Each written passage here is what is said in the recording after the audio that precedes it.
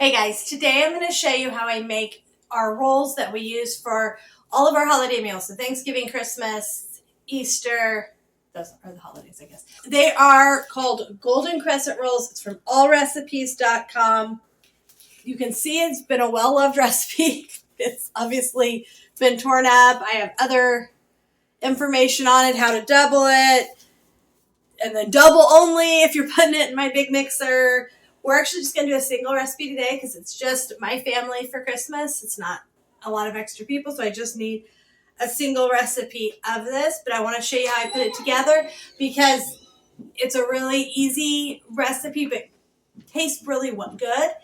Does take a little bit of work because you got to roll and cut, and it's a nice little yeast recipe, but very frugal, very affordable, and kids are outside playing. It's a little loud. And so it's a good recipe, I think, to have for holiday meals.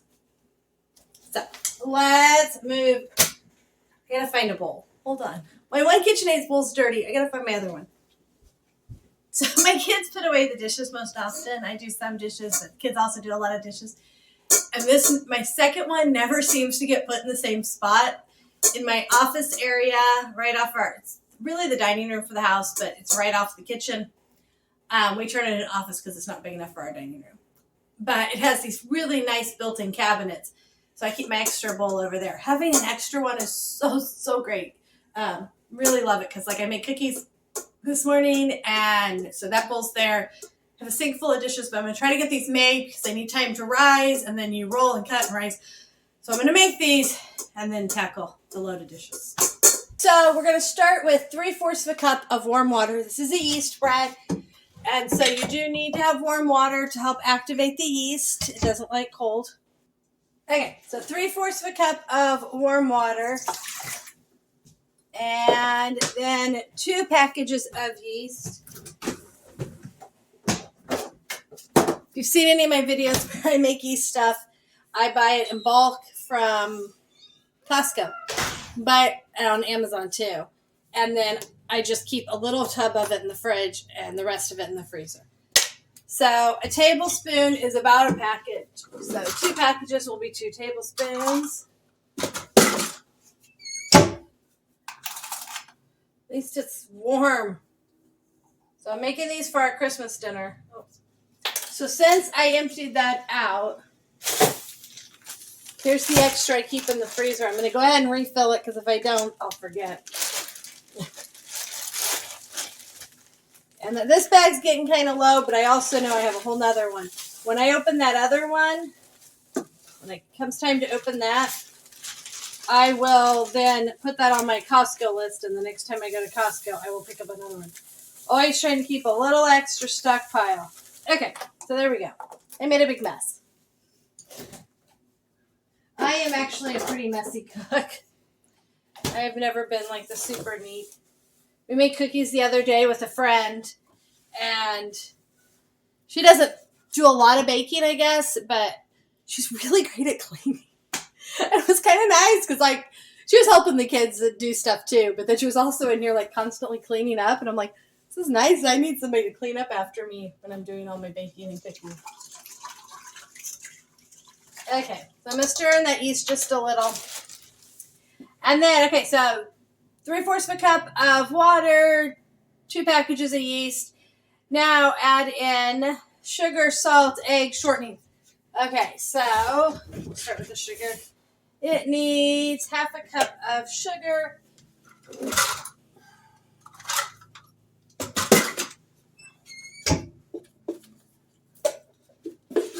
I had a kitchen one time that had a really nice Lazy Susan right by where I put my KitchenAid.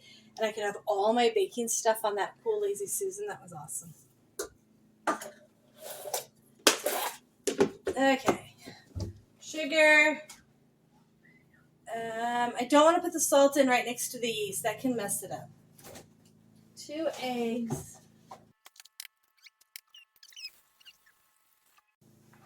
Amazingly, even though it's December and a couple days before Christmas, we are able to work on the yard today. It's seasonably warm, which is really nice. Okay, now we need 1/2 cup of shortening. Now, if you don't like shortening because you have a thing, I'm sure you could use butter. Shortening is going to give it a different texture. Shortening and butter give different textures. But these are really great to make. I mean, you can buy, these are not like the ones you buy. Because these are yeast, they poof up, so they are not great to use in a recipe. You know, there's the recipes where you put down like Pillsbury crescent rolls and then put stuff in them and whatever. But the crescent rolls have gotten pretty expensive. They're like $2 a package now, even for the cheap ones. I do have a recipe I've tried. I need to see if I can find it. That works a lot better. This recipe does not work great for that because it does rise. And it poofs up. So they're pretty. So if you try to use it for something like that, you'll end up with a lot of crust. Not like the Pillsbury dough. So this one's not great for that kind of thing. Although, like I said, I think I have one I tried that was better for that. Kind of has to be one that's not going to rise very much. And then 2 cups of flour.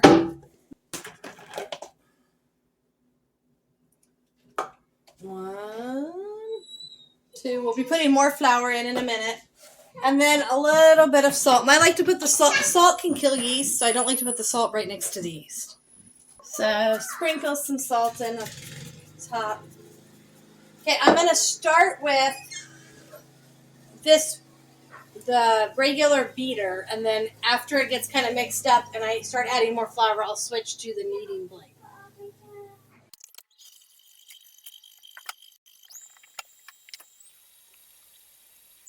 Okay, so it says to beat this until it's smooth. So I'm going to move you up here so you can see what it looks like all nice and smooth in there. Let's lower. Maybe you can see better that way. So now I'm going to scrape all this off and then change to the kneading one. If you don't have this and you're mixing it maybe with a hand mixer, you could just keep doing that until you can't add more flour. Then you'll put it out on your counter and knead it by hand. I need to do that one day just to show you guys how to do that. I don't really like doing that. So I've had a KitchenAid for almost all of my marriage. I got my first one as my college graduation present. Kind of a funny college graduation present, but I was already married at the time, and my mom always loved hers and knew how much I loved to bake and cook. So, and then this is my third. I did have one that did not last very long. I don't know. We got a bigger one as our family grew, and then that one broke, and then we got this one, which is actually a refurbished model. I do like the color. The last one was a silver, which was pretty too. I don't buy things based on color. I tend to buy things based on the price. I'm not going to pay more for a pretty color, but still, it's nice when you can have the pretty color. So as I'm mixing this up, what I'm looking for is it to start cleaning the sides of the bowl. So it takes a little while, and you have to be patient. Sometimes you have to add more flour. Every once in a while, I add too much and have to add a little bit of water or something. So I'm going to move you up here and show you kind of what it's looking like. But it's not cleaning the sides. See, the sides still have quite a bit on them. So it's not done yet. It's not really to that kneading point yet. Okay, now it's cleaning the sides of the bowl. So let me show you the difference. So you look in there, see the bowl, it's all kind of, let me pull this down. It's all around this big hook now, and almost nothing is left on the sides of the bowl. At that point, we're just going to let it knead on its own for a couple of minutes just to get really nice. Develops that gluten and makes it all stretchy, and we want to develop the gluten.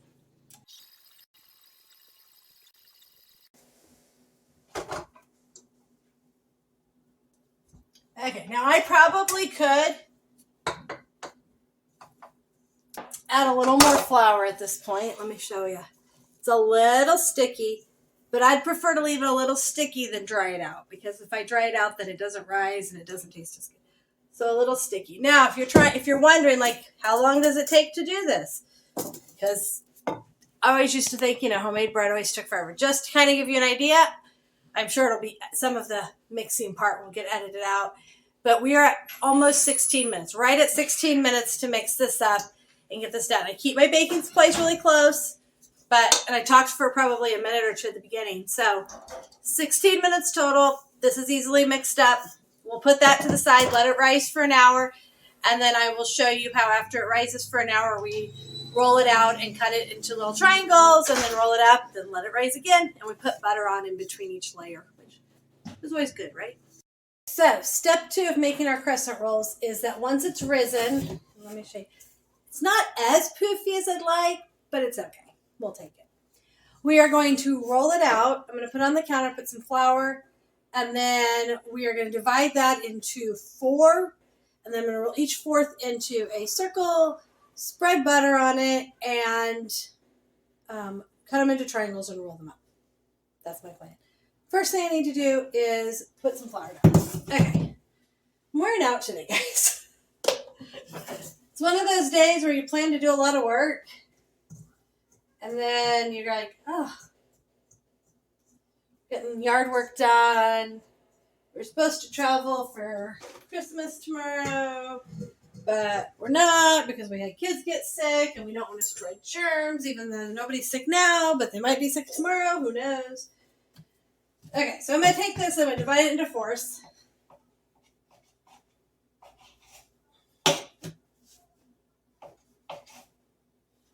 One, 2. They don't have to be perfect. I mean, obviously, the closer they are. If I really wanted them to be really close, I would get out a kitchen scale. Surprise fact on kitchen scales. I had to go get a rolling pin. I keep them in the other room. I didn't even have a kitchen scale until I bought them to do chemistry labs. Now I have 3, but I don't use them for kitchen very often. Every once in a while. Okay, so we're going to take this. Oh, you might want to see the dough, huh? There we go. Okay, so we're going to take this. It's getting dark outside. And then we're going to roll it. And try to get as close to a circle as you can. So you can kind of go around and form it. And the key is you want it to be about the same thickness. My kids do not seem to get that when we roll out cookies. You want it to be even thickness so that when you roll it up, there's this even thickness and they bake evenly. Okay. Now I forgot to melt any butter, so I got to melt some butter. A secret to melting butter. Okay, yes, it's margarine. I do frugal cooking, guys. It's going to be margarine. I buy butter every once in a while for some cookies or something, but yeah, I know, there's health benefits. I don't know. It's God I got. Okay, so I chop it into little pieces, and then I'm going to put it in the microwave for 30 seconds, and then usually about 10 more seconds after that. And that will melt it. Okay. Little stop helping kids. They're doing garage cleanup so we can park a car in the garage during the winter. Because, yeah, sometimes it's nice to be able to park a car in the garage. We currently have 4 cars. We will have our second kid driving, our third driver and 4th driver in the house, I guess. I forget because our oldest isn't here that often, so I will love having another driver again. I'm spraying my pan. Then I'm just going to take and I'm going to cut these. I do cut straight on the counters. These counters were original with the house and are in amazing shape. So let's see if I can move you back a little so you can see what I'm doing. Let's do. Okay, maybe if I move you over here. Let's try that. Ooh, there we go. I'm learning as I go, guys. Learning as I go. Okay, so let me show you how I'm doing that. You can actually dip the knife in some flour too if you want. So you just kind of cut them. If you wanted bigger rolls, and then there you go. And then you just roll them up. See, you have little crescents. I like to make little rolls. If you wanted bigger rolls, you could just divide the dough in half and then make a bigger circle with them instead of doing fourths. But I do like to have smaller rolls because I have lots of kids around here. I think small rolls are nice for really anybody. You also could not cut them into so many pieces. I obviously don't have a method for this. This is kind of a mess, isn't it? Is this to show you that it doesn't have to be perfect? They'll still taste good. Or I got distracted talking. I like small rolls for things because people can take 2. Sometimes when people only take 1, they'll get wasteful or when they're big and people take one, it can be wasteful and they end up throwing away a bunch. But if they're small, then they can just take two. If they want more, or yeah. Less waste. That was kind of my point. Okay. No. Let's see. Well, if I move you back a little, then I don't cut off my head as much. Still cut off my head a little bit, not all of it. Okay. So again, we just roll it out.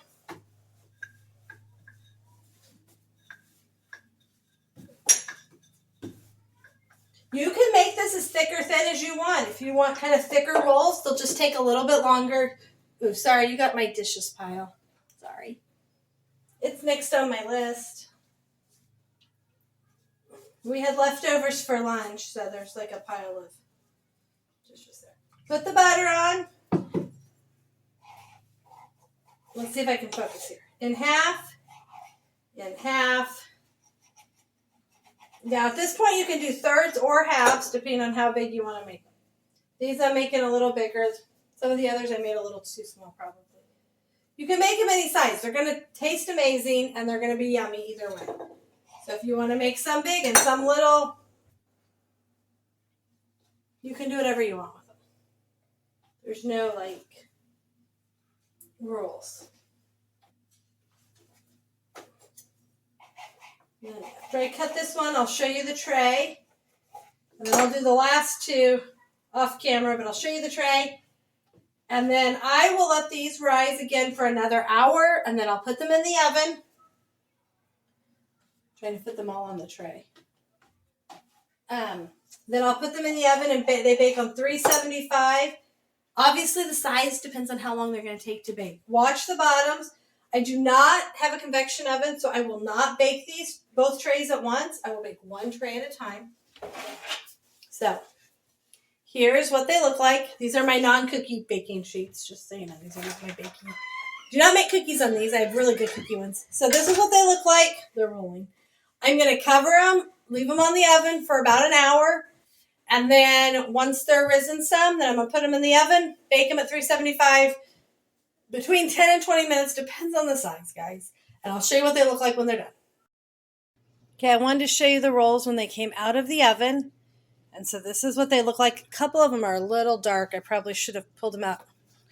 This was 15 minutes in my oven at 375. I probably, the next batch I put in, I only did for 12 minutes. So I probably should have kept a little closer eye on them. I will also put some fresh butter on these. On the day of Christmas, I'm going to package these up in a baggie, keep them, cool them off, put them in a Ziploc baggie to keep them fresh. And then on Christmas, right before we eat dinner, I will put some fresh butter on and warm them up in the oven so that they're nice and stays nice and soft. So you can see they're nice and squishy soft. Let me open one for you. Let's see if I can. Not sure how to open it. So you can see they're nice and soft on the inside. So you can cut them. For Thanksgiving, we cut them in half and then put jelly on them. So that will be an option if anybody wants it. Thanks for joining us today. Please leave a comment if you have something else you'd like me to talk about or you have any questions. Please hit the like button and subscribe to see more videos about what we do.